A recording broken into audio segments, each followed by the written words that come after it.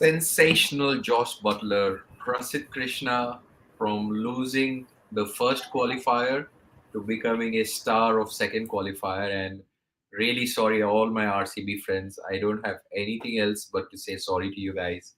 Must be hard. Anil Jain, are you ready for the finals between Gujarat Titans and Rajasthan Royals? Finally, after what 75 matches, we now know who are the finalists.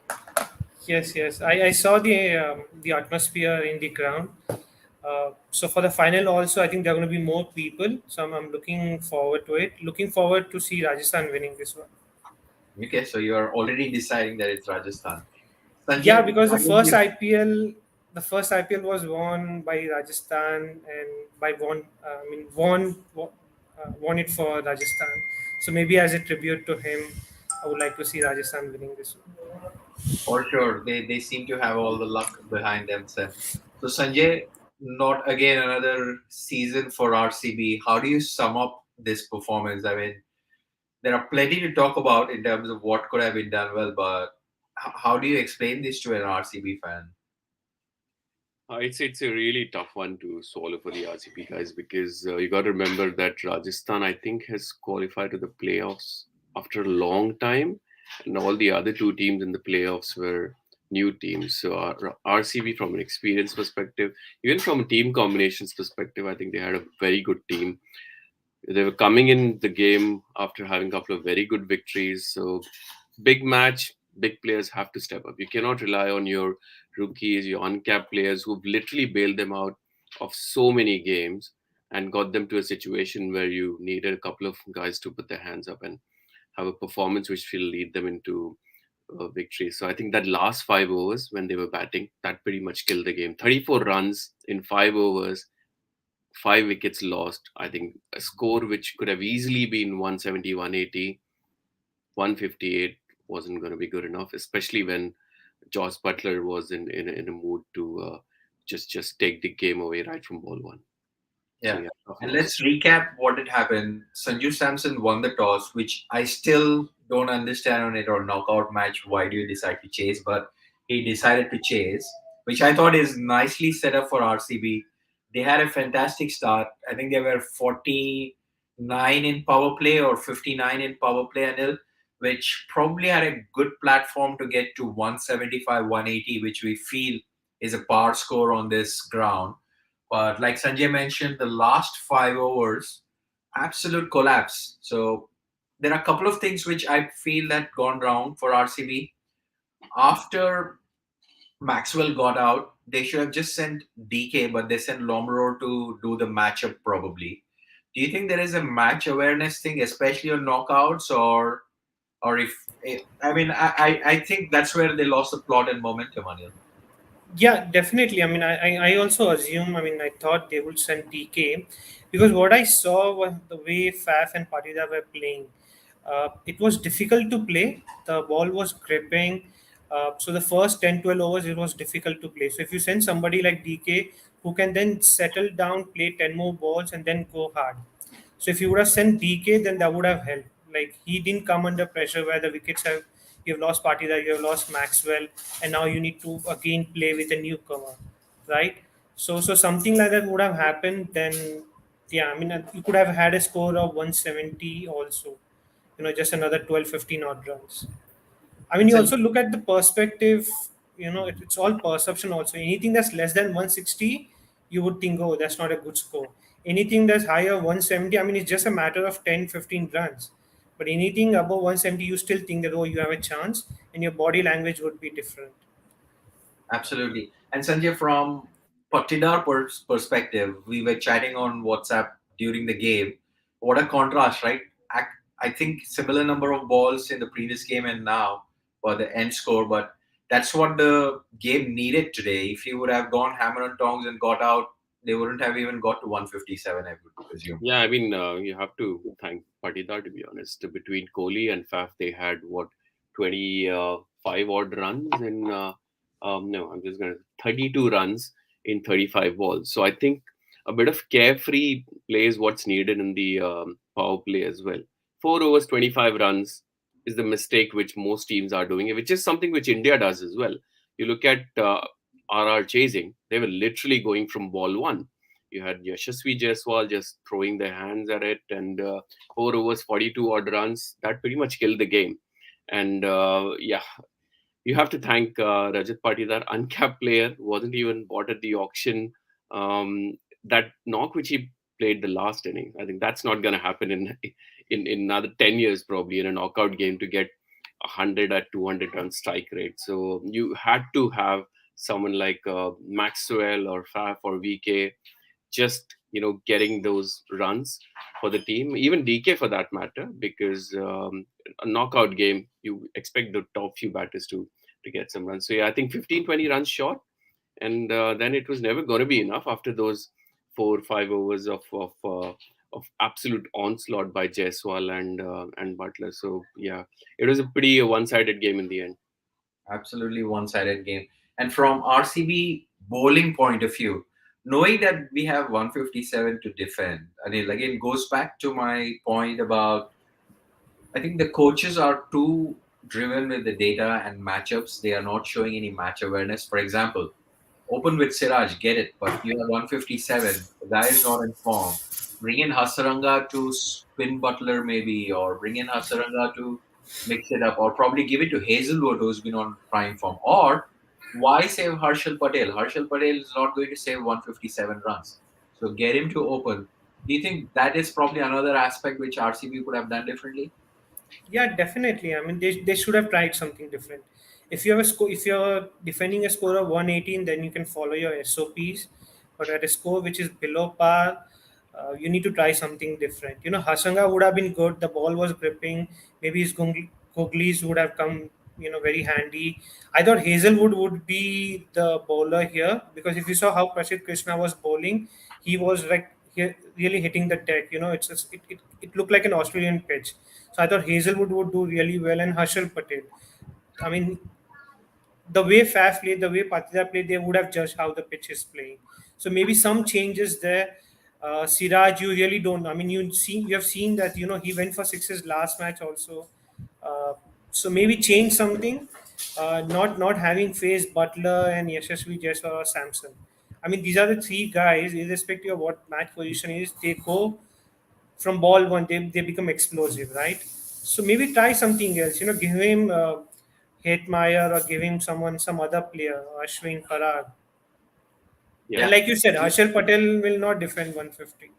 And even if if you're saying that Hasaranga is your ace bowler, Harshal Patel is your ace bowler, they have to bowl in the power play. The game is done in power play. 67 for one, run a ball required after that. So if the opposition is just going to treat the power play as normally people would treat the slog overs, you have to get your best bowlers on.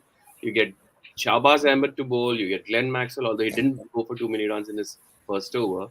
But yeah, and then Siraj bowling 2 overs. They had to effectively treat this as a 16-17 over game. Get your best bowlers to complete their quota. In the end, apart from Hazelwood, none of the other bowlers could finish their And you quotas. need to have the fire, you need to be aggressive when you're defending such a low score. First 6 over, it went for 67. You can see everyone's body is down. You could see that they're sensing a defeat here. That cannot be the confidence of the team. So if you are going to defend, you're going to defend very aggressively. I mean, no matter if you the match gets finished in 10 overs, 15 overs, but you have to try that. There's And no I'll other give way of, yeah. Yeah, and I'll give huge credit to Jaiswal. Just like Prithvi Shaw, I think his even 20 runs is getting it in 12 balls, 13 balls. That just sets the platform. That's 15, 20 runs more than what most teams would get. So it's not just one player firing. Both Buttler and Jaiswal were going pretty much at 200 run strike rate. Compare that to Faf du Plessis just playing run a ball. That's the difference. And So then Butler does not have to worry for his partner. Okay, how well his partner is playing. Is he defending? Should I, up the tempo or something like that? Both are carefree, and that's what has been the success. One of the success reasons for us, Rajasthan Royals. Yeah. And Sanjay, I think this season has been a disaster for all retentions across the 10 teams, right? Everybody's after Siraj. I get it, he was expensive this season, but what can we do if the guy is out of the form? I mean, he didn't lose the season for you. So is it fair to find a scapegoat in Siraj? We'll come to rest of it, but is it No, definitely unfair on not, playing Siraj? because he didn't put his hand up probably to get the second over ball. He went for 16, then he gets another over. He goes for 17, 18. So that's probably something which yes, Siraj is not a dead bowler, but he has got decent test match length, probably to trouble the batsman. But if the opposition is going to treat the power play like they would treat the death overs, pretty much Jaiswal was swinging from his hips. He was just going after everything. So wasn't surprised that he got them off to a flyer. So I'm not going to blame Siraj. He will do a job, but you need others as well, and probably slightly smarter captaincy to allow him that time to maybe come after power play. Why is Harshal Patel and Hatsranga coming after power play? But I mean, all said and done, they did not have enough runs to make the match out of it. After leaking 16 runs in the first over, I think that just punctured their hopes of any recovery, Yeah, as you And like to I call it. was surprised, not Josh Hazelwood or any, and Faf spoke to Siraj.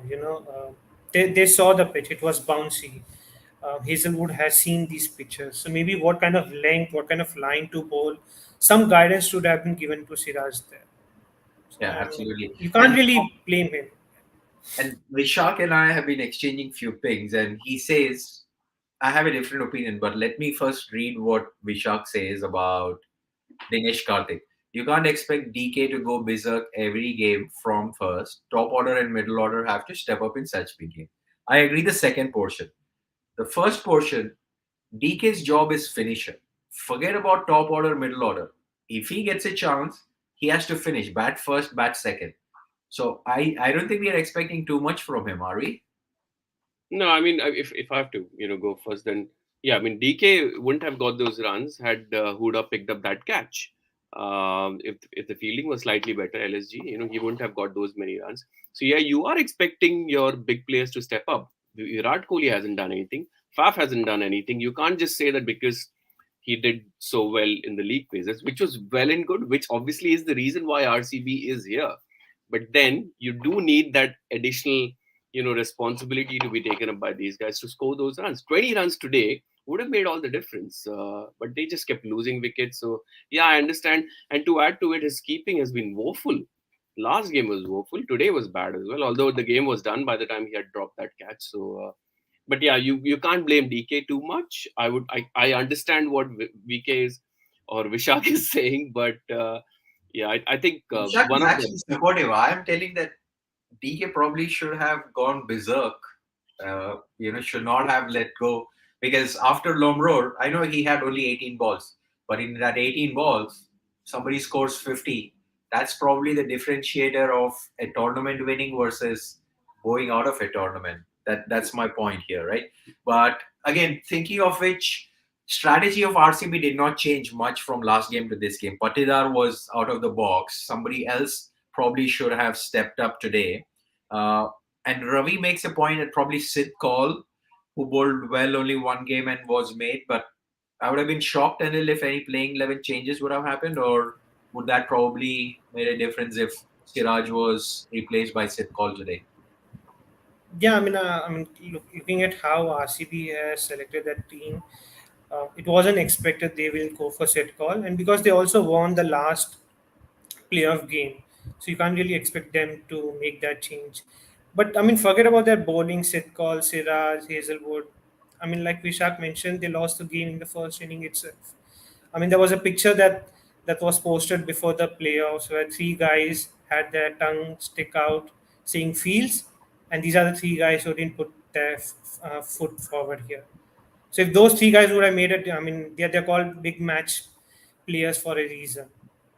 So if they Yeah, would have scored another 30 odd runs, it would have been a different game altogether.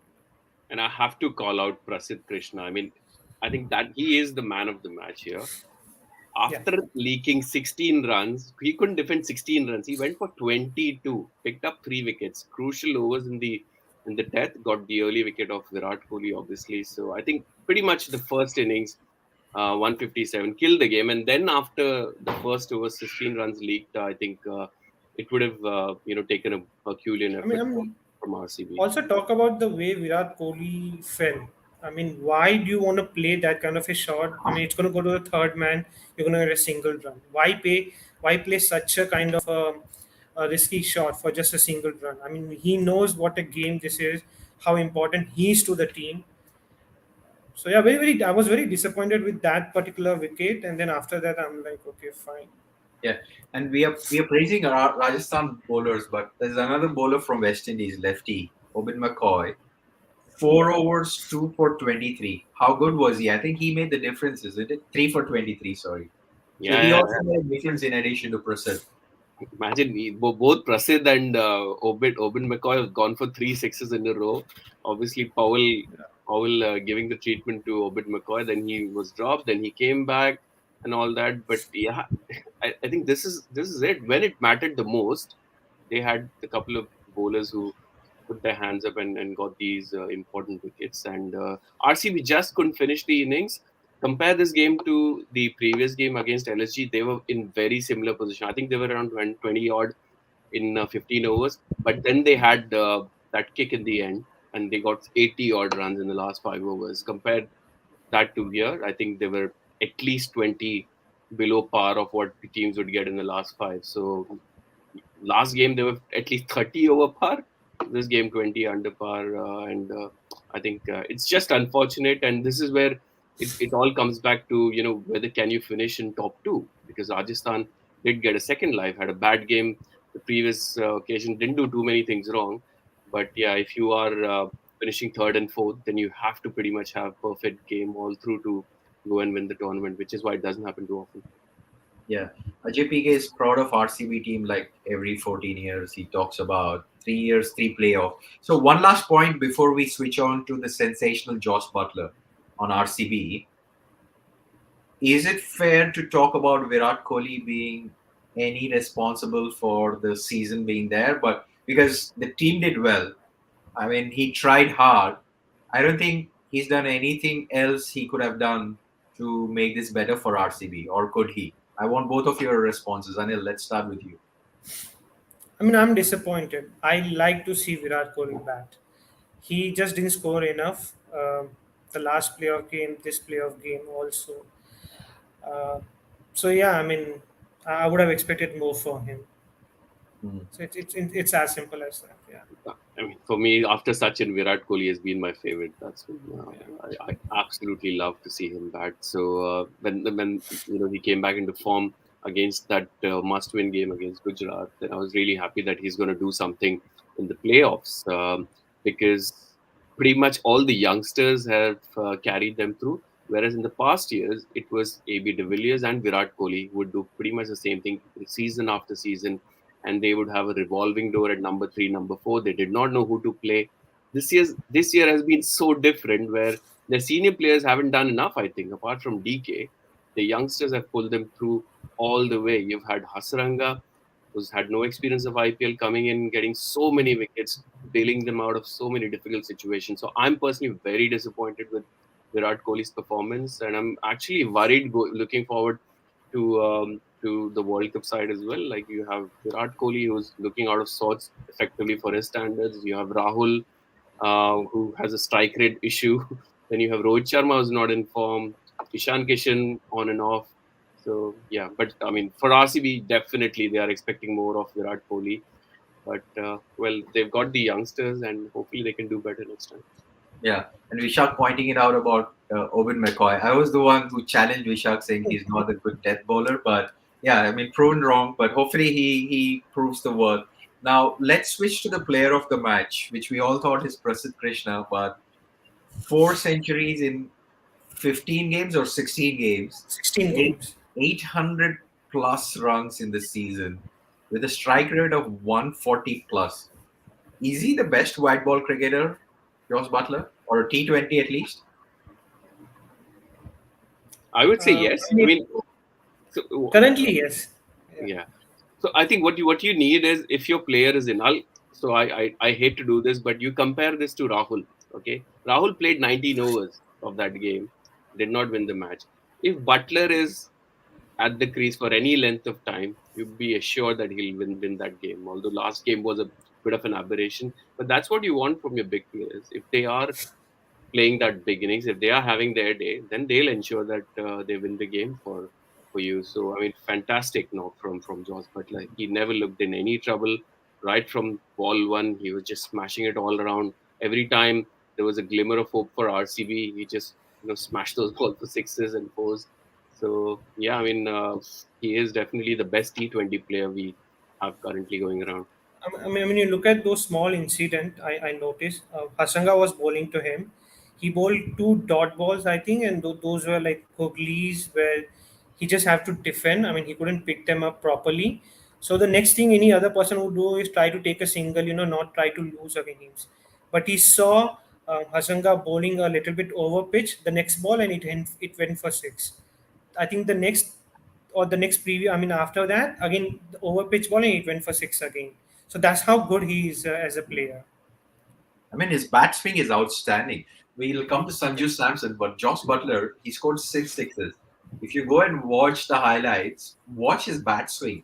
Just a simple, timing of the ball, no powering, no muscling, etc. But Sanju Samson, as long as he lasted today, Sanjay, we were talking about it. He looked in super prime form also. That six of Harshal Patel, that length ball, the timing on the side camera. How good a player Sanju Samson is. He's so stylish. Like if I have to compare it to another English player, so I have James Wins if for comparison, like very stylish players, both underachievers, because every time he gets into the squad Indian team, he is getting one or two games, doesn't necessarily get those runs as much as people would expect, and then he gets dropped.